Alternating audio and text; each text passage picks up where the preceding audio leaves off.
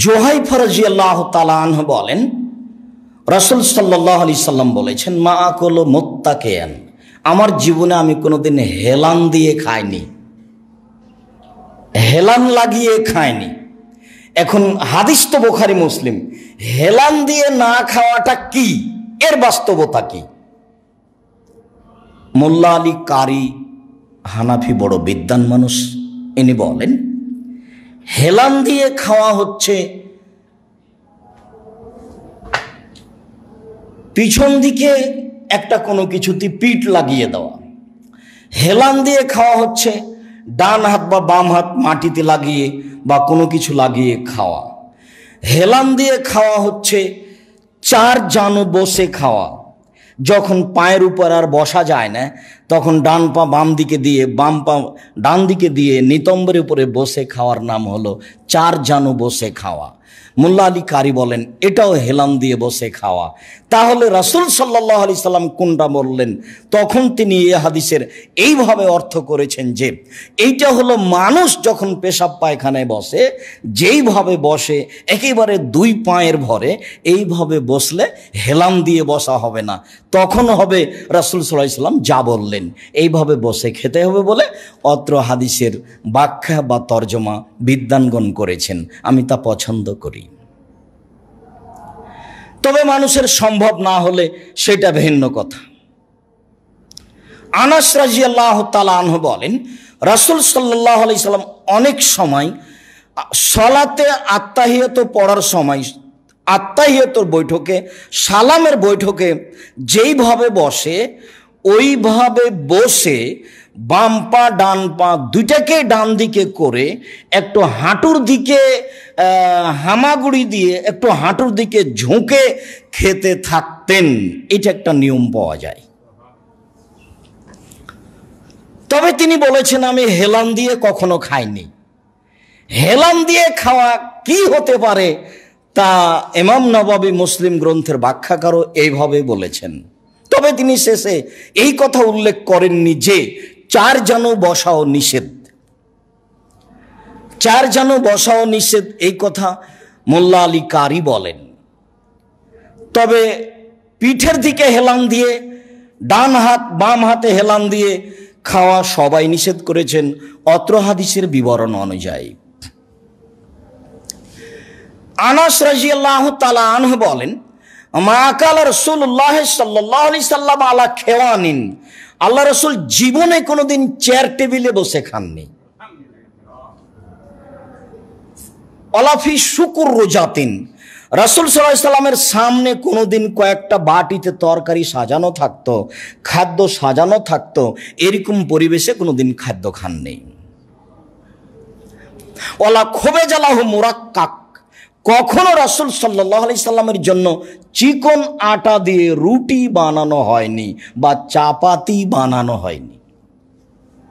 চাপাতি বলতে চিকন রুটি, চিকন আটার রুটি বেশ সাজানো। আনাস রাদিয়াল্লাহু তাআলা আনহু রাসূল সাল্লাল্লাহু আলাইহি সাল্লাম অত্র হাদিসে তিনটি কথা বলেন। তিনি বলেন রাসূল সাল্লাল্লাহু আলাইহি সাল্লাম কখনো চেয়ার টেবিলে বসে খাননি। আমরা চেয়ার টেবিলে বসে খাওয়া হারাম না বললেও তাতে থেকে বিরত থাকা ভালো বলে মনে করি।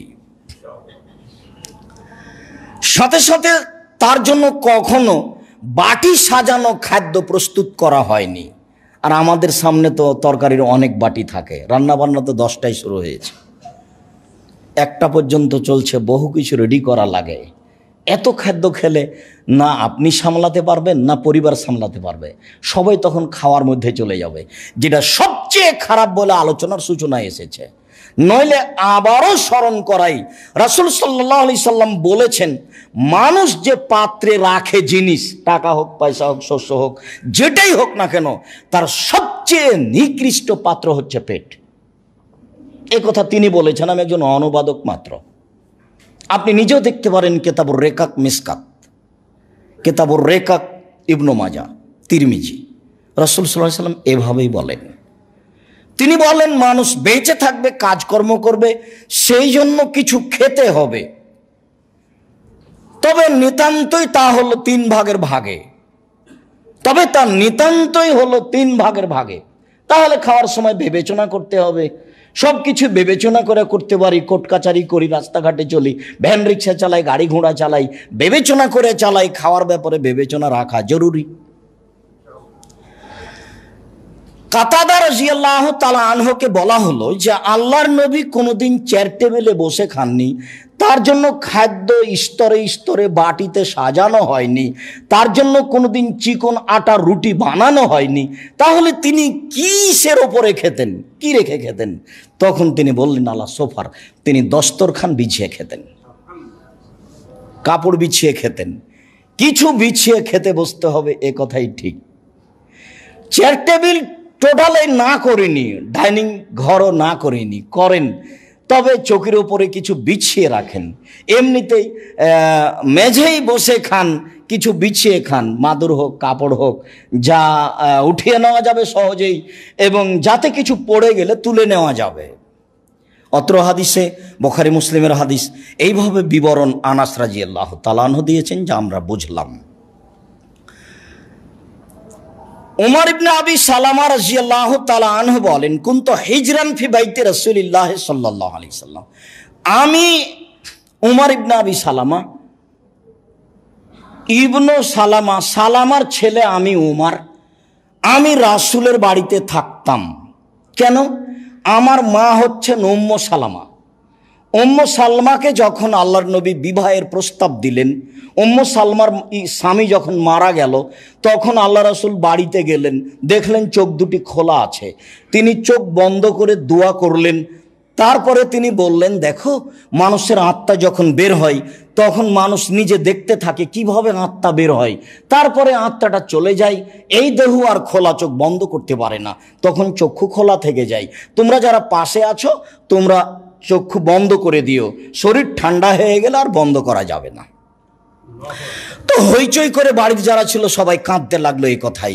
রাসূল সাল্লাল্লাহু আলাইহি ওয়াসাল্লাম বললেন, উম্মু সালমা, আপনি দোয়া করেন আল্লাহ যেন তার স্থানে তার চেয়ে একটা ভালো মানুষ দেয়।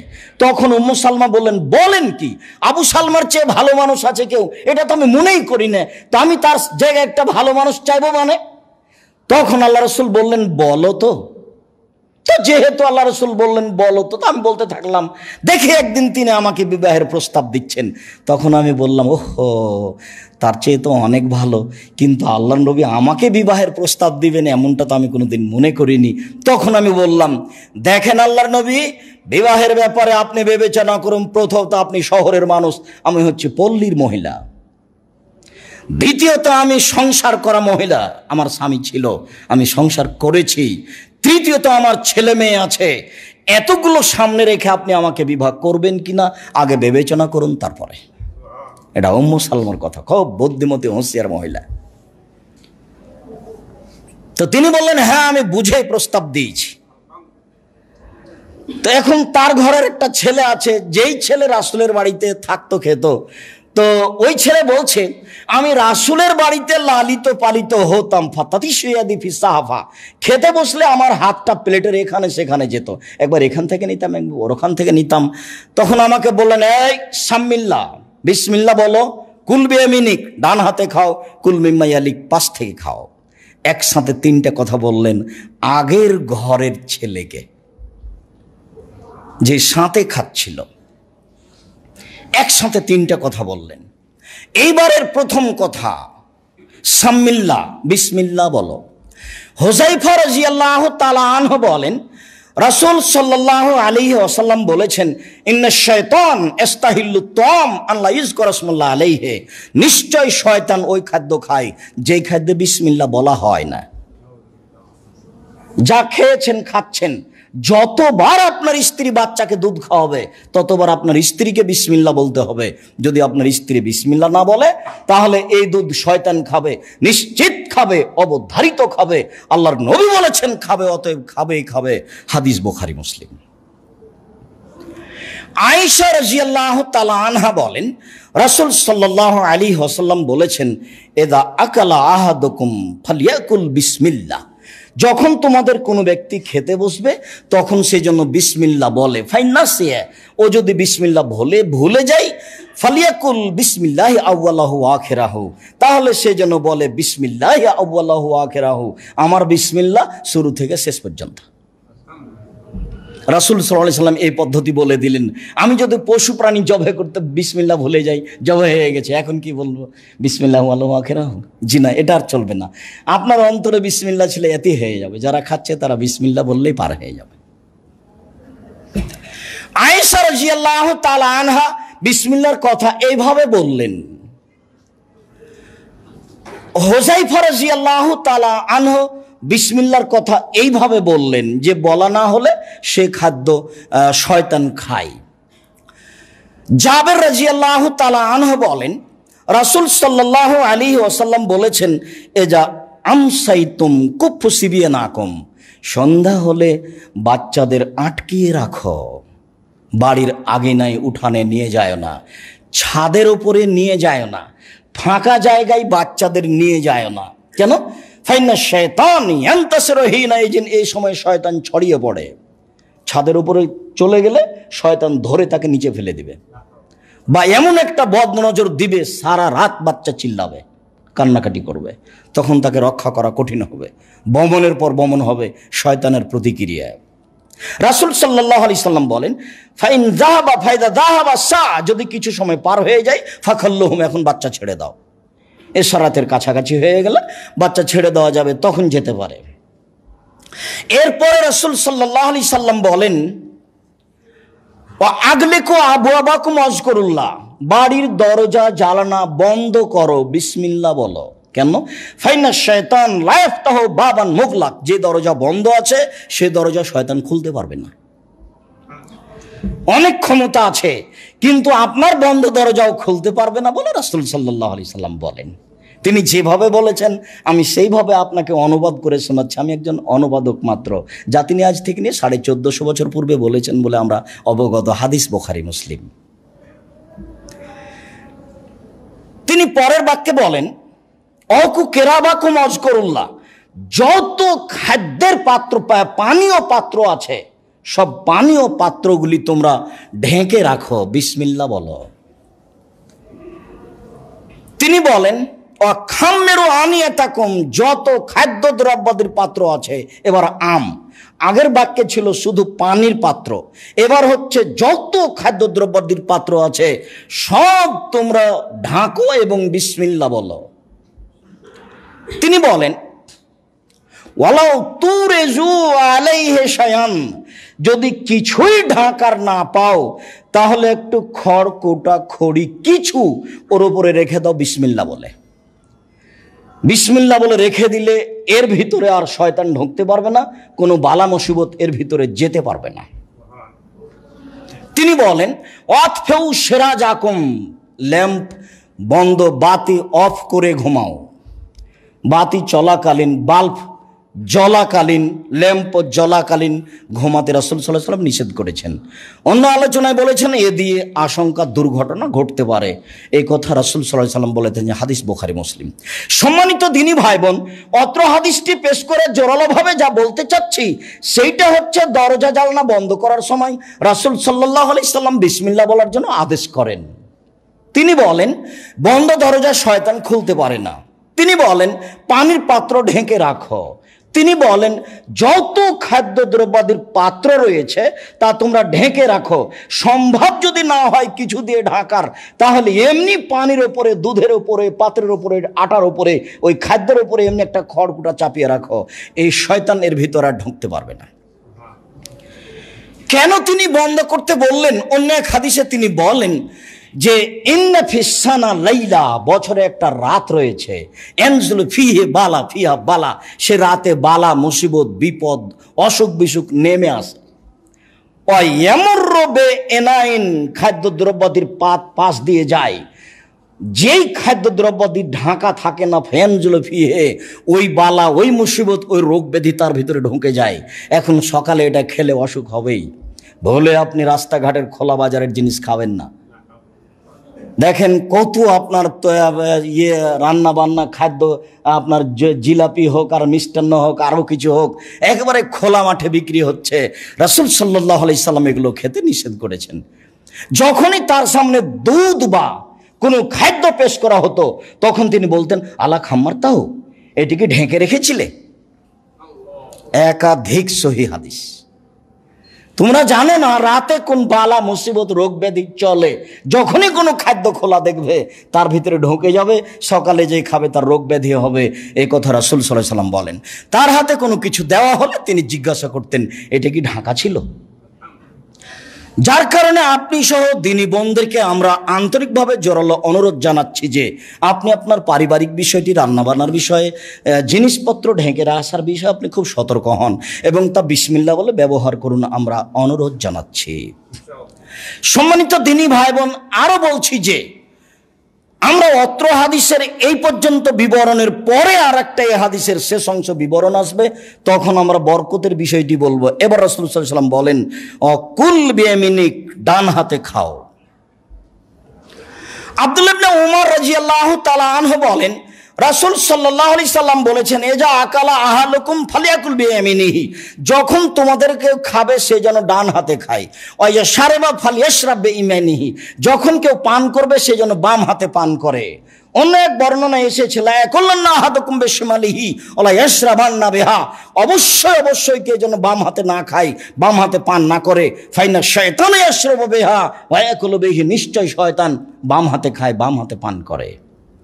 চিরদিনের জন্য বাম হাতে খাওয়া পান করা নিষিদ্ধ ঘোষণা করা হয়েছে রাসূল সাল্লাল্লাহু আলাইহি সাল্লামের পক্ষ থেকে। হাদিস বুখারী মুসলিম। ভাত খাওয়ার সময়তে বাম হাতে গিলাস ধরে ডান হাত নিচে লাগিয়ে দিয়ে ডান হাতে খাওয়া হলো, এইরকম কাজ করতে হবে না। ডান হাতে গিলাস ধরতে হবে, যেভাবে সহজ হয়। ভিন্ন ভিন্ন গিলাস করেন, না হলে আঙ্গুল চেটে খান, না হলে যেভাবে সহজ হয় সেভাবে করেন। বাম হাতের কোনো সুযোগ নেই। আব্দুর রাজ্জাক সাহেব যার ডান হাত নেই, এটা তো কোনো কথা হলো না। লা ইউকাল্লিফুল্লাহু নাফসান ইল্লা উসআহা, যেই বিধান মানুষ পালন করতে পারবে না সেই বিধান আল্লাহ মানুষের উপরে চাপাবেন, এমন আল্লাহর নীতি নয়। যেই বিধান মানুষ বহন করতে পারবে সেই বিধানই আল্লাহ মানুষকে করতে বলেছেন, এ কথাই ঠিক। তখন বাম হাতি করবে। রাসূল সাল্লাল্লাহু আলাইহি সাল্লাম শেষ বাক্যে বললেন, কুল মিম্মা ইয়ালিক, পাশ থেকে খাও, পাশ থেকে খাও। পাশ থেকে খাওয়া কেন? মেকদানিম মাদি কারাব রাদিয়াল্লাহু তাআলা আনহু বলেন, অনেক বর্ণনা এসেছে, ইবনে আব্বাস রাদিয়াল্লাহু তাআলা আনহু বলেন, ফাউতিয়া বিন নবী সাল্লাল্লাহু আলাইহি সাল্লাম বিকাসআতিন মিন সারিদিন, রাসূলের কাছে একটা সারিদওয়ালা পাত্র নিয়ে আসা হলো, যাতে আছে গোশতের ঝোল এবং রুটি ভিজানো। নিয়ে আসা হলে তিনি বললেন, কুলু মিন জাওয়ানিবিহা, তোমরা এই পাত্রের পাশ থেকে চতুর্দিক থেকে খাও। ওলা তাকুলু মিন অস্তেহা, মধ্য থেকে খেও না। ফাইনাল বারাকাতা তানজিলু ফি অস্তেহা, কেননা মধ্যে বরকত নাজিল হয়।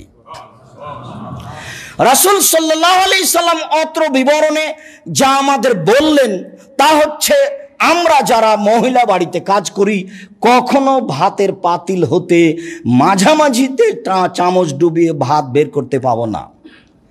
কখনো তরকারির পাত্রের মাঝামাঝিতে চামচ ডুবিয়ে তরকারি বের করতে পাবো না। কখনো গামলা থেকে বোল থেকে ভাত উঠানোর সময় মাঝামাঝিতে চামচ ডুবিয়ে ভাত উঠাতে পাবো না। এটা জোরালোভাবে নিষেধ করা হয়েছে।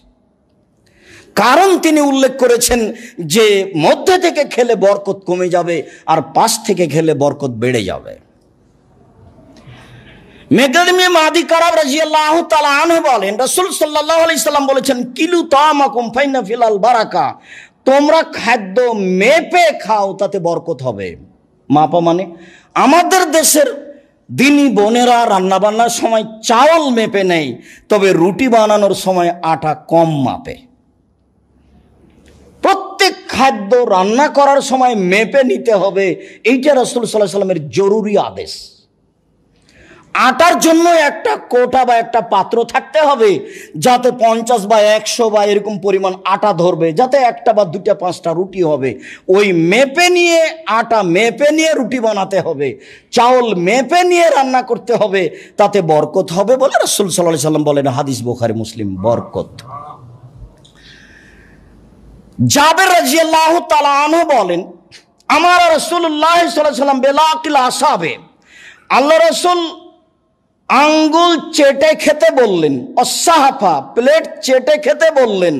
তারপরে তিনি বললেন, ইন্নাকুম লা তাদরুনা ফিয়াতিল বারাকা, কোন খাদ্যে বরকত রয়েছে তা তোমার জানা নাই, যার কারণে তুমি চেটে খাও। হয়তোবা হাতে ভাঙা ভাত লেগে আছে, প্লেটে ভাঙা ভাত লেগে আছে, আপনি ফেলে দিলেন, তাতে বরকত চলে গেল। জাবের রাদিয়াল্লাহু তাআলা আনহু বলেন, রাসূল সাল্লাল্লাহু আলাইহি ওয়াসাল্লাম বলেছেন, ইন্না শাইতানা ইয়াহজুরু আহাদাকুম ইনদা কুল্লি শাইইন ফি শানিহি, শয়তান মানুষের সব কাজে উপস্থিত থাকে। যত কাজ আদম সন্তানের আছে, রান্না বান্না হোক, কোনো সাংসারিক কাজ হোক, ব্যবসা হোক, স্ত্রী মিলন হোক, যত কাজ আছে, যার জন্য স্ত্রী মিলনের সম্বন্ধে বলেছে, মান আতা আহাদাকুম আহলাহু, কেউ যদি তার স্ত্রীর সাথে মিলনে যায় তাহলে ফালিয়াকুল, সেজন্য বলে আল্লাহুম্মা জান্নিবনা শায়তান ওয়া জান্নিবি শায়তান মা রাযাকতানা, আল্লাহ তুমি আমাকে আমার স্ত্রীকে শয়তান থেকে বাঁচাও, এবং আমাদের যদি কোনো সন্তান দেওয়াতে তাহলে সে শয়তান যেন বাচ্চার কোনো ক্ষতি করতে না পারে, এইটা তুমি করে দাও। হাদিস বুখারী মুসলিম। আদম সন্তান প্রত্যেক যে কাজটা করে, থাকার জন্য, বসবাসের জন্য, কাজের জন্য, খাওয়ার জন্য, প্রত্যেকটা যেটা কাজ, সেটা যেটাই হোক সেখানে শয়তান উপস্থিত থাকে। তিনি বলেন, হাত্তা ইয়াহজুরু ইনদা তাম, এমনকি খাদ্য যখন খেতে যাও তখন উপস্থিত থাকে। এবার বলছেন, ফাইদা সাকাতাত মিন আহাদিকুমুল লুকমা, খেতে খেতে যদি তোমাদের দুই একটা ভাত পড়ে যায়, এক গাছ খাদ্য পড়ে যায়, তাহলে ফল ইউনুত বেহা মাকানা মিন আজা, ওতে যদি কোনো ময়লা লেগে থাকে তাহলে তা সরিয়ে দাও, সেজন্য সরিয়ে দেয়। ওয়াল ইয়াকুলহা, অবশ্যই অবশ্যই যেন সে তা খেয়ে নেয়। ওলা ইয়াদাহালি শয়তান, ও যেন শয়তানের জন্য ছেড়ে না রাখে। ফাইদা ফারাগা, যখন তোমাদের খাদ্য থেকে অবসর হয়ে যাবে সে ব্যক্তি, ফাইন্নাহু ইয়ালাক আসাবিহা, সে যেন আঙ্গুল চেটে খায়। ফাইন্নাহু লা ইয়াদরি ফি ইয়াদিল বারাকা ফি আইয়াতিহি বারাকা, তার জানা নাই কোন খাদ্যে বরকত রয়েছে। সম্মানিত দিনী ভাই বোন, অত্র বুখারী মুসলিমের হাদিসে খুব স্পষ্ট প্রমাণ হয় যে আমাদের সব কাজেই শয়তান উপস্থিত থাকে, এমনকি খাদ্যের সময় উপস্থিত থাকে, যার কারণে খাদ্য পড়ে গেলে তা উঠিয়ে নিতে হবে, ময়লা লেগে গেলে তা সরিয়ে নিতে হবে এবং তা খেয়ে নিতে হবে, শয়তানের জন্য রাখা যাবে না। আমাদের দেশে তো খাদ্য দেওয়ার সময়তে, পরিবেশনের সময়তে যদি খাদ্য পড়ে যায়, একজন নিতে গেলে 7 জন রিরি করে উঠে। আবার যদি উঠানো হয় তাহলে তাকে গরুর চারিতে রাখা হয়, যেহেতু খাদ্য অনেক, খাদ্য তো কম নয়, এইরকম 2-1 বাটি 2-1 গামলা নষ্ট হয়ে গেলেই বা কী হবে। দিন যত যাচ্ছে মানুষের অর্থ সম্পদ তত বেশি হচ্ছে, যার কারণে মানুষ খাদ্যকে দাম দিতে পারে না, মূল্যায়ন করতে পারে না। সম্মানিত দিনী ভাই বোন, আমরা অনুরোধ জানাচ্ছি বিশেষভাবে, আপনি দিনী বোন হিসেবে আপনাকে অনুরোধ জানাচ্ছি যে আপনার বাড়িতে যারা কাজের মেয়ে থাকে তাদেরকে কঠোরভাবে দেখবেন, তারা সকালে ভাতের পাতিল ধোয়ার সময়তে পাতিলে যে ভাত আছে সেই জন্য পেশাব পায়খানা ড্রেমে ধুয়ে ফেলে না দেয়, সেগুলো উঠিয়ে নিতে হবে। নিজে খাওয়ার যোগ্য হলে খেতে হবে, অন্যথায় পশু প্রাণীকে দিতে হবে, অন্যথায় যে ছাদের উপরে ফেলতে হবে, আপনার পাখি খাবে। সরাসরি পেশাব পায়খানা ড্রেনে ফেলে দেওয়া হলো কেন? সাথে সাথে আপনি খুব সতর্ক থাকবেন আপনার কাজের মেয়ের উপরে। যখন কোনো খাদ্য চাউল পাত্রে দিল রান্নার জন্য, তখন 2-1টা চাউল পাশে পড়ে আছে, কাজের মেয়ে সেটা উঠিয়ে নেয়নি। আপনার যত দাম আছে খাদ্যের উপরে, ভালোবাসা আছে, আপনার যত ময়া মহব্বত আছে চাউলের উপরে, তার তো নেই, তার তো কিনা নয়, এটা ও তো দাম দিতে পারবে না। কাজে আপনাকে দিনরাত সতর্ক করতে হবে, এই শোনো, রান্না করতে গিয়ে চাউল যদি 2-1টা পড়ে যায় তাহলে উঠিয়ে নিও, আর যদি ও না উঠায়, আপনি না উঠান, তাহলে আপনার বাড়ি থেকে বরকত চলে যাবে, আপনি ধরে রাখতে পারবেন না। 2 জন মিলে যত টাকা ইনকাম করেন না কেন, তখন ফকিরকে আর দিতে পারবেন না, অসহায় মানুষকে দিতে পারবেন না, তাকে মসজিদটা ভাবতে পারবেন না, জামিয়া সালাফিয়াতে বহু দূরে, কিছু করতে পারবেন না। আর বরকত হলে সব কিছু করতে পারবেন, বেতন 5 মাসে 5,000 হলেও। যদি বরকত থাকে তাহলে দেখবেন যে 4,000 মাসে শেষ হয়েছে, 1,000 এখনো বাকি আছে। কিভাবে যে কি করলাম, মাস পার হয়ে গেলে এখনো টাকা আছে, তার নাম বরকত। সম্মানিত মসজিদের মুসল্লি, বিষয়টি ভেবে আমল করার চেষ্টা করি। আল্লাহ আমাদের তৌফিক দান করুক। আল্লাহুম্মা সাল্লি আলা মুবারিক আলাইহি।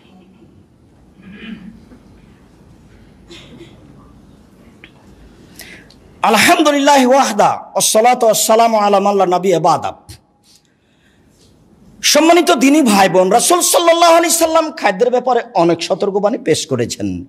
আবু হুরায়রা রাদিয়াল্লাহু তাআলা আনহু বলেন, মা বা রাসূলুল্লাহ সাল্লাল্লাহু আলাইহি সাল্লাম তামান কাত্তু ইনস্তাহু আকালহু ইনকারহু তারিকাহু। রাসূল সাল্লাল্লাহু আলাইহি সাল্লাম কখনো কোনো খাদ্যের নিন্দা করতেন না, বলতেন না কখনো কিভাবে রান্না করেছো, শুধু লবণ দিয়ে ঘেরা।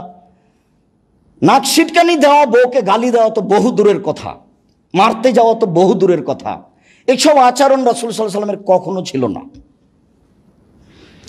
তার চোখের সামনে একজন স্ত্রী তার বাড়িতে আয়েশা রাদিয়াল্লাহু তাআলা আনহার ঘরে একটু খাদ্য দিয়ে পাঠিয়েছেন, অন্য স্ত্রী দিয়ে পাঠিয়েছেন।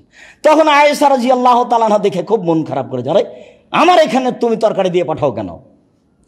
তারপরে ওই কাজের মেয়ের হাতের উপরে থাবা দিয়ে বাটিটা ফেলে দিয়েছে। বাটিটা পড়ার সাথে সাথে তরকারিও পড়ে গেছে, বাটিটাও ভেঙে চুরমার হয়ে গেছে। তো রাসূল সাল্লাল্লাহু আলাইহি সাল্লাম আয়েশাকে কিছু বললেন না, তিনি নিজে হাতে বাটিটাকে আবার জোড়া লাগালেন। তারপরে বলেন, আয়েশা তোমার একটা নতুন বাটি দাও। ওই ভাঙা বাটিটা রেখে দিয়ে আয়েশার একটা নতুন বাটি ওখানে দিয়ে পাঠালেন। তা আমি আপনাকে শিষ্টাচার, অনেকের একটা শিষ্টাচার এখানে বললাম। লবণ বেশি হয়ে গেছে এই জন্য এত গালি দেওয়ার, এত রাগ করার প্রয়োজন নাই। রান্নাবান্না একটা কষ্টকর কাজ, দিন রাত, তার এটা নীতি, তার এটা বৈশিষ্ট্য, তাকে সৃষ্টি করা হয়েছে এই জন্য, তার জন্য এটা সহজ।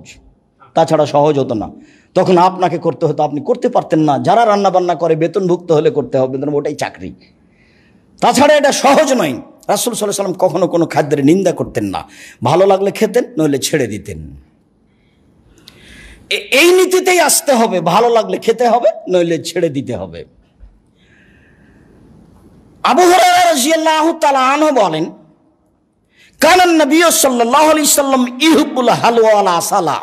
রাসূল সাল্লাল্লাহু আলাইহি সাল্লাম খেতে হালুয়া এবং মধু ভালোবাসতেন।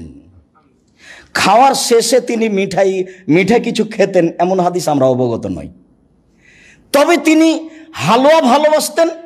তাহলে মিঠাই, এরকম কিছু মিঠা জিনিস হলো। তিনি মধু ভালোবাসতেন। আয়েশা রাদিয়াল্লাহু তাআলা আনহা বলেন, রাসূল সাল্লাল্লাহু আলাইহি ওয়াসাল্লাম বলেছেন, মান কানা ইনদাহুম তামারুন ফালাই ইয়াজাউ আহলু বাইতিন ইনদাহুম তামারুন। যেই বাড়িতে খেজুর আছে সেই বাড়ির পরিবার ক্ষুধার্ত থাকবে না। এদেশে তো আমার খেজুর হয় না, তবে এখন পাওয়া যায় বেশি। আয়েশা রাদিয়াল্লাহু তাআলা আনহা বলেন, রাসূল সাল্লাল্লাহু আলাইহি ওয়াসাল্লাম বলেছেন, মান তাসাব্বাহা বিসাবাতি তামারাতিন আজওয়া। কেউ যদি সকালে 7টা খেজুর খায়, লাম ইয়াজুররু যালিকাল ইয়াউম সামুন ওয়ালা সিহর, তাহলে অন্তত সেই দিন কোনো বিষাক্ত প্রাণী তাকে দংশন করবে না। সেই দিন কেউ যদি জাদুটোনা করে তাহলে তা লাগবে না। হাদিস বুখারী মুসলিম। আয়েশা রাদিয়াল্লাহু তাআলা আনহা বলেন, রাসূল সাল্লাল্লাহু আলাইহি ওয়াসাল্লাম বলেছেন, ইন্না ফি আজওয়াতিল আলিয়া শিফান। নিশ্চয় উঁচু এলাকার আজওয়া খেজুর হচ্ছে ঔষধ। ফাইন্নাহা আউয়ালাল ইয়াউমে তিরিয়াক। সে যদি দিনের প্রথম ভাগে তা খায় তাহলে তা আসলেই ঔষধ বলে গণ্য হবে। হাদিস বুখারী মুসলিম। তবে তা আজওয়া খেজুর। তবে বোঝা যাচ্ছে যে খেজুরের মানের কমবেশ আছে। উঁচু এলাকার খেজুর এমন হবে বলে রাসূল সাল্লাল্লাহু আলাইহি সাল্লাম উল্লেখ করেন। বিষয়টি কিছু 19-20 আছে বলে আমরা মনে করতে পারি অত্র হাদিসে। আবু হুরায়রা রাদিয়াল্লাহু তাআলা আনহু বলেন, রাসূল সাল্লাল্লাহু আলাইহি ওয়াসাল্লাম খাদ্যের ব্যাপারে গুরুত্ব পেশ করতে গিয়ে এই কথা বলেন যে, ইন্না আলাল আবদি লা ইয়ারজাল্লাহু তাআলা। নিশ্চয় আল্লাহ তাআলা ওই বান্দার উপরে খুশি হয়ে যান যেই বান্দা ইয়াকুলুল উকলাতা ফায়াহমাদু আলাইহা, এক লোকমা খায় তারপরে আলহামদুলিল্লাহ বলে। ওয়া ইয়াশরাবু শুরবাতা ফায়াহমাদু আলাইহা, এক ঢোক পানি পান করে তারপরে আলহামদুলিল্লাহ বলে। যদিও আমরা শুনি যে আলহামদুলিল্লাহ মানে খেতে থাকো, আর সুবহানাল্লাহ মানে খেতে থাকো, আর আলহামদুলিল্লাহ মানে শেষ। এরকম কথা রাসূল সাল্লাল্লাহু আলাইহি সাল্লাম বলেননি। খাওয়া পান করার মাঝে মাঝে শেষে আলহামদুলিল্লাহ বললে আল্লাহ তাআলা তার উপরে বেশি সন্তুষ্ট হবে বলে রাসূল সাল্লাল্লাহু আলাইহি সাল্লাম বলেন। আবু হুরায়রা রাদিয়াল্লাহু তাআলা আনহু বলেন, অন্য এক বর্ণনায় এসেছে আনাস রাদিয়াল্লাহু তাআলা আনহু বলেন, রাসূল সাল্লাল্লাহু আলাইহি সাল্লাম এজা আকালা ফারাফা মায়দাতাহু, যখন তিনি খাদ্য খাওয়া শেষ করতেন, দস্তরখান উঠিয়ে নিতেন, তখন তিনি বলতেন আলহামদুলিল্লাহ হামদান কাসিরান তাইয়িবান মুবারাকান ফিহি। আল্লাহর প্রশংসা, খুব প্রকাশ প্রশংসা, বরকতময় প্রশংসা, মঙ্গলময় প্রশংসা, গায়রা মাকফিন ওয়ালা মুআদ্দাইন ওয়ালা মুস্তাগরান আনহু রাব্বানা। হে আমাদের প্রতিপালক, এই খাদ্য হতে আমরা বিমুখ নই, এই খাদ্য আমরা পরিহার করতে চাই না, এই খাদ্য হতে নিজেকে মুক্ত করতে চাই না। রাসূল সাল্লাল্লাহু আলাইহি সাল্লাম বুখারী মুসলিমের হাদিস খাওয়ার পরে এই কথা বলতেন।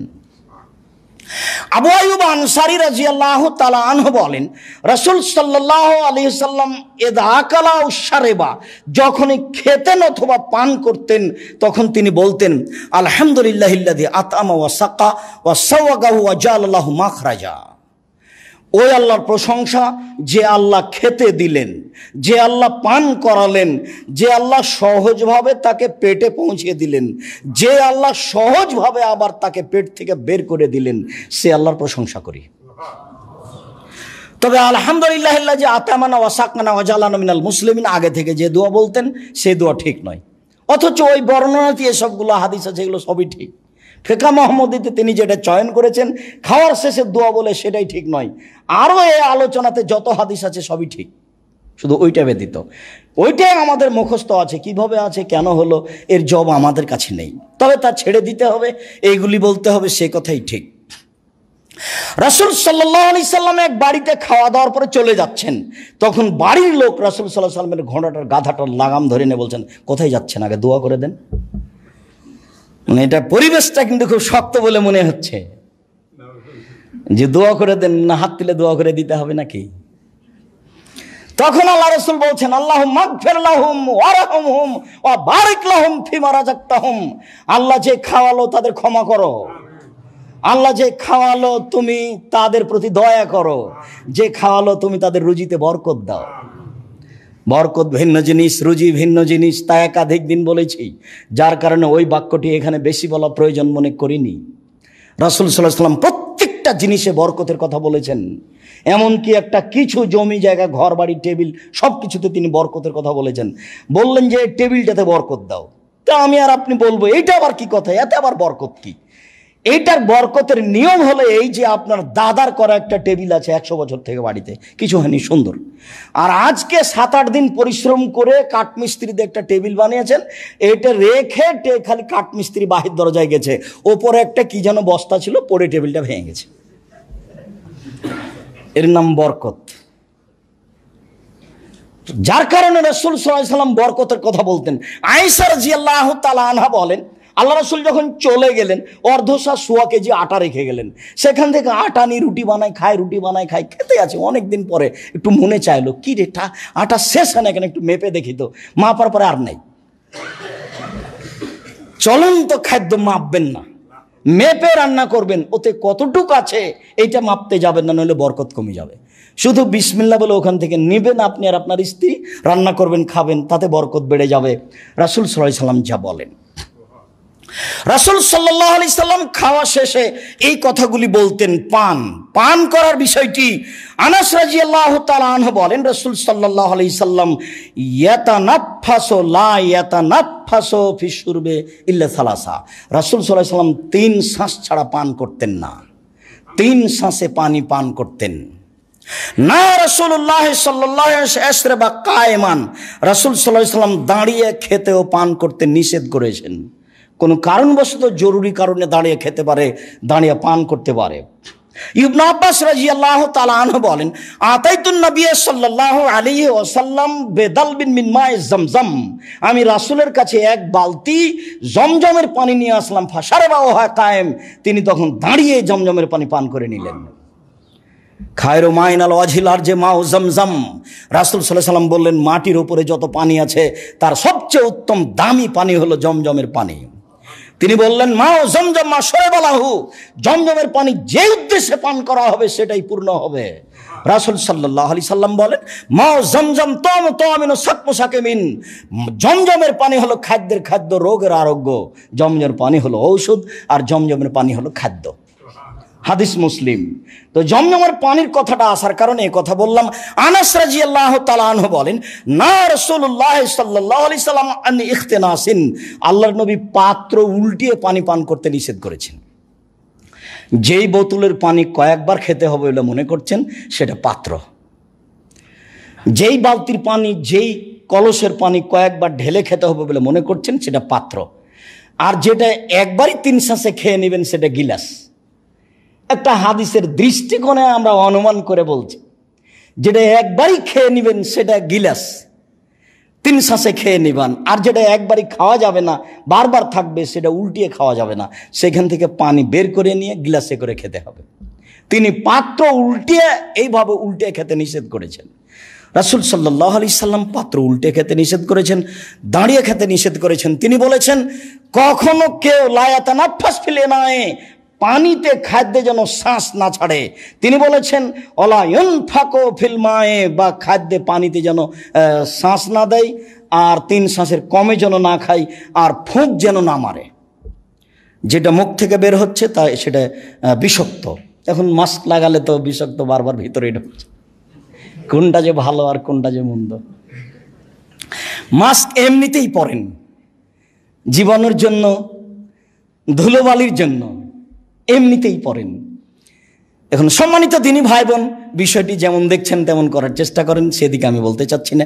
রাসূল সাল্লাল্লাহু আলাইহি সাল্লাম বললেন যে তোমরা পানিতে ফোঁক মারিও না, ফোঁক মারতে নিষেধ করলেন কেন? যাক, আমরা রহস্য বুঝতে পারি আর না পারি, তিনি পানিতে ফোঁক মারতে নিষেধ করেছেন। 3 শ্বাসের কমে তিনি পানি পান করতে নিষেধ করেছেন। তিনি দাঁড়িয়ে পানি পান করতে নিষেধ করেছেন। তিনি বসে পান করার খাওয়ার বিষয়টি উল্লেখ করেছেন। বসার বিষয়টি উল্লেখ করছিলাম আজকের খুতবার শেষের দিকের কথা। শরীহ ইবনে কাদ রাদিয়াল্লাহু তাআলা আনহু বলেন, কাবি রাদিয়াল্লাহু তাআলা আনহু বলেন, রাসূল সাল্লাল্লাহু আলাইহি সাল্লাম বললেন, মান কানা ইউমিনু বিল্লাহি ওয়াল ইয়াউমিল আখির ফালইকরিম যায়ফাহু, যে আল্লাহকে বিশ্বাস করে, পরকালকে বিশ্বাস করে, সে যেন মেহমানকে খাবার দেয়। এইবার পরের বাক্যে তিনি বলছেন, ফাজাইজাতুহু ইয়াউমুন ওয়া লাইলা, ভালো করে প্রস্তুতি নিয়ে মেহমানকে খাওয়াতে হবে 1 দিন 1 রাত। অজিয়াফাতু সালাসা আইয়াম, আর স্বাভাবিক খাওয়াতে হবে 3 দিন 3 রাত। ফামাবা দাযালিকা ফাহুয়া সাদকা, 3 দিনের পরে যদি মেহমান খায় তাহলে সেটা সাদকা হবে। তার মানে সাদকা তো আপনার জন্য জায়েজ নয়, তখন আপনাকে টাকা দিতে হবে। অত্র বুখারী মুসলিমের হাদিসের বিবরণে মাঝে মধ্যে বলা হয়েছে যে জামাই যদি মেয়েকে, স্ত্রীকে বাপের বাড়ি রেখে দেয় তাহলে 3 দিন পরে টাকা দিতে হবে। তখন কোন মাওলানা সাহেব বলছেন, তা আব্দুর রাজ্জাক সাহেবের জামাই তো থেকে গেছে, তো আটকা পড়ে গেছে লকডাউনের কারণে, তাহলে কি টাকা দিচ্ছেন? মানে সোজা পথে না গিয়ে ভুল পথে যাওয়ার জন্য প্রস্তুত। সম্মানিত দিনী ভাই বোন, আমি বিষয়টি এভাবে বলতে চাচ্ছি না, কে কিভাবে থাকবে সেটা ভিন্ন কথা। রাসূল সাল্লাল্লাহু আলাইহি সাল্লাম বলেন যে পরকালকে বিশ্বাস করে, আল্লাহকে বিশ্বাস করে, সে যেন মেহমানকে সম্মান করে। 1 দিন 1 রাত ভালোভাবে খাওয়াতে হবে, 3 দিন 3 রাত স্বাভাবিকভাবে খাওয়ার দিতে হবে। এরপরে যা খাবে তা সাদকা। হাদিসের অনুবাদ করছি আমি, হাদিস বুখারী মুসলিম। আম গাছে জাম ধরতে পারে, ধরে না। অমাবস্যার রাতে চাঁদ উঠতে পারে, উঠে না। শুয়ের ছিদ্র দিয়ে লাঙ্গলের পা ঢুকতে পারে, ঢোকে না। কারণবশত শুয়ের ছিদ্র দিয়ে লাঙ্গলের পা ঢুকে যেতে পারে। আম গাছে জাম ধরে যেতে পারে, অমাবস্যার রাতে চাঁদ উঠে যেতে পারে, এটা ঘটে যেতে পারে। আমি যা বললাম, কিয়ামত পর্যন্ত মানুষ এতে সরিষা ঢোকাতে পারবে না। রাসূল সাল্লাল্লাহু আলাইহি সাল্লাম 3 দিনের পরের খাওয়াকে সাদাকা বলেছেন, যেটা মানুষের ময়লা। সেটা যদি আপনার জন্য জায়েজ হয় খান, আর একটা লোক কি করলে সেদিক দেখার প্রয়োজন নেই, মানুষের উল্টা দিকে যাওয়ার প্রয়োজন নাই। রাসূল সাল্লাল্লাহু আলাইহি সাল্লাম যা বলেছেন সেদিকে দেখতে হবে, এটাই ঠিক। সম্মানিত দিনী ভাই বোন, জুমার খুতবা লম্বা নয়, সাথে সাথে আমাদের আরও প্রোগ্রাম আছে মর্মে আজকের জন্য আমাদের আলোচনার পুনরাবৃত্তিতে বলতে চাই, আল্লাহ তাআলা মসজিদে যাওয়ার জন্য সুন্দর পোশাক পরতে বলেছেন, কম খেতে বলেছেন, কম পান করতে বলেছেন, বেশি খাওয়াকে তিনি ঘৃণা করেছেন।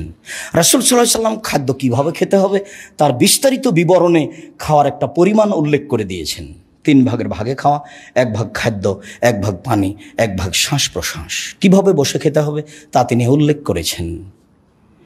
কোন খাদ্যে বরকত রয়েছে, কিভাবে বরকত হবে আর কিভাবে বরকত উঠে যায় তা তিনি উল্লেখ করেছেন। পাশ থেকে খেতে হবে, তাতে বরকত হবে। বরকত ভিন্ন জিনিস, রুজি ভিন্ন জিনিস, একথা তিনি বলেছেন। রাসূল সাল্লাল্লাহু আলাইহি সাল্লাম খাদ্য মেপে রান্না করতে বলেছেন। রাসূল সাল্লাল্লাহু আলাইহি সাল্লাম খাদ্যের নিন্দা করাকে কঠোরভাবে নাকচ করেছেন। সম্মানিত দিনী ভাই বোন, রাসূল সাল্লাল্লাহু আলাইহি সাল্লাম যে খাদ্য ভালোবাসতেন তা অত্র হাদিসে উল্লেখ হয়েছে। আয়েশা রাদিয়াল্লাহু তাআলা আনহা বলেন, আমি দেখেছি আল্লাহ নবীকে ইয়াকুলুর রতাবা বিল কাসায়ে, তিনি তাজা খেজুর খাচ্ছিলেন ক্ষীরা দিয়ে, ক্ষীরা সস, কাঁকড়ি, সস, ক্ষীরা, এগুলো কাঁকড়ি তাজা খেজুর দিয়ে খাচ্ছেন। তার মানে খাদ্য তিনি একটার সাথে আর একটা মিশিয়ে খেতেন। এছাড়াও তিনি কোন খাদ্য ভালোবাসতেন তা আমরা অবগত হলাম। নিজের বাড়িতে খেলে কোন দোয়া পড়তে হবে, অন্যের বাড়িতে খেলে কোন দোয়া পড়তে হবে, এটা আমরা অবগত হলাম। আজকের সংক্ষিপ্ত বিবরণ অনুযায়ী আমরা অত্র মসজিদের দিনী ভাই বোন এবং সারা দেশের দেশে বিদেশে যারা বাঙালি ভাই বোন আছেন তাদেরকে অনুরোধ জানাচ্ছি আজকের বিবরণ অনুযায়ী খাদ্য গ্রহণের জন্য। আল্লাহ তুমি আমাদের কবুল করো। পরের বিবরণ বলছি, সম্মানিত দিনী ভাই বোন, তাকওয়া মসজিদকে সিলেটের জন্য, দেশের জন্য একটা উন্নত মানের মসজিদ মনে করো তো, দিন প্রচারের কেন্দ্র মনে করো তো, সার্বিক সুবিধা আপনাদের থাকতে হবে। যখন যা প্রয়োজন মনে করা হবে, কখনো আপনি 10 টাকাকে কম মনে করবেন না যে আমার 10 টাকা দিয়ে তাকওয়া মসজিদের কি হবে। তাই আপনি কখনো ভাববেন না আপনার 10 টাকা হবে 10 লক্ষ টাকা, কারো 10 লক্ষ হবে 10 কোটি টাকা, আপনি কোনো সময় কম ভাববেন না। সাথে সাথে যেটা আমি আপনাদেরকে বলে থাকি, আমার জীবনে বড় স্বাদ, আমি এদেশের মাটিতে উন্নত মানের প্রতিষ্ঠান গড়বো ইনশাআল্লাহ, সেটা জামিয়া সালাফিয়া। জামিয়া সালাফিয়ার জন্য আমি আন্তরিকভাবে অনুরোধ জানাই একটু দোয়া করার জন্য। আমি সবসময় চাই আমার কোনো কারণে যেন উপরে নড়চড় না হয়। উপরে যদি নড়চড় হয়ে যায় তাহলে সারা দুনিয়া লেগে এর সুবিধা করা যাবে না। আর যদি উপরে সন্তুষ্টি থাকে তাহলে এটা করা সহজ হবে। যার কারণে আমি দোয়া করার জন্য অনুরোধ জানাই। আমাদের ভুল ত্রুটি হয়ে গেলে মাফ করে দিয়ে সেটাকে দেখার জন্য অনুরোধ জানাই। বিনীতভাবে আল্লাহর দরবারে বলতে চাই, যদি কোথাও ত্রুটি হয়ে যায় তাহলে তুমি সেটা আমাদের শ্রম দিয়ে পার করে দিও। এই কথা আমি আল্লাহ তাআলাকে বলতে চাই। সব সময় বলি, দিনী ভাই বোন, জামিয়া সালাফের বিষয়টি আপনাদেরকে বড় নজরে দেখার জন্য আমি অনুরোধ জানাচ্ছি। জামিয়া সালাফে এখন 3850 জন ছেলে মেয়ে পড়াশোনা করে, যাতে 500 জন অসহায় আছে, 200 জন এতিম আছে। জামিয়া সালাফের অধীনে অনেক কাজ, এতিম লালন পালন আছে, অসহায় ছেলে মেয়ে লালন পালন আছে, ফ্রি অক্সিজেন বিতরণের ব্যবস্থা আছে, অনলাইন আল ইতেসাম টিভির ব্যবস্থা আছে, আপনার মাসিক আল ইতেসাম পত্রিকার ব্যবস্থা আছে, যেটা দেশ বিদেশের সকল দিনী ভাই বোনকে আমি মাসিক আল ইতেসাম পত্রিকা নেওয়ার জন্য, সংগ্রহের জন্য বিনীতভাবে অনুরোধ জানিয়েছি। কারোর জন্য বলার না থাকে যে আব্দুর রাজ্জাক সাহেব বলেনি, এমন যেন কেউ বলার সুযোগ না পাই। যার কারণে আমি বারবার বলে যাচ্ছি, জামিয়া সালাফিয়া ডাঙ্গিপাড়া বাইতুল হাম জামে মসজিদের কথা, যার 3 তলার কাজ আরম্ভ হয়েছে, যে মসজিদটি 90% জমির উপরে, যার 1 তলায় 3000 মানুষ সালাত আদায় করতে পারে একসাথে। সাথে সাথে জামিয়া সালাফিয়া রূপগঞ্জ, নারায়ণগঞ্জ, এখানে যে মসজিদটা তৈরি হবে 200 শতক জমির উপরে 10,000 মুসল্লি একসাথে সালাত আদায় করতে পারবে। মোটামুটি আমাদের জমি রেডি। বাকি কাজগুলি আমরা সামনে কোনো এক সময় আরম্ভ করব বলে আমরা আশা করছি। বিষয়গুলি আপনাদেরকে সামনে রাখার জন্য অনুরোধ জানাচ্ছি। সম্মানিত দিনী ভাই বোন, যারা তাকওয়া মসজিদের মুসল্লি আশেপাশে আসেন তাদেরকে বলছি যে মসজিদটিকে খুব ভালোভাবে ভালোবাসা দিয়ে সামনে রাখবেন। জামিয়া সালাফিয়া অবশ্যই আপনার প্রাণের প্রতিষ্ঠান, প্রিয় প্রতিষ্ঠান, দামি প্রতিষ্ঠান, সম্মানী প্রতিষ্ঠান, সঠিক আকীদার বিশাল প্রতিষ্ঠান এদেশের মাটিতে। আমি মনে করি আপনার বড় সম্পদ, এটাকে আপনি স্মরণে রাখবেন। যারা অত্র মাদিসে মসজিদের সাথে সম্পৃক্ত তাদের জন্য আন্তরিকভাবে দোয়া করি, আল্লাহ তুমি তাদের হেফাজতে রেখো।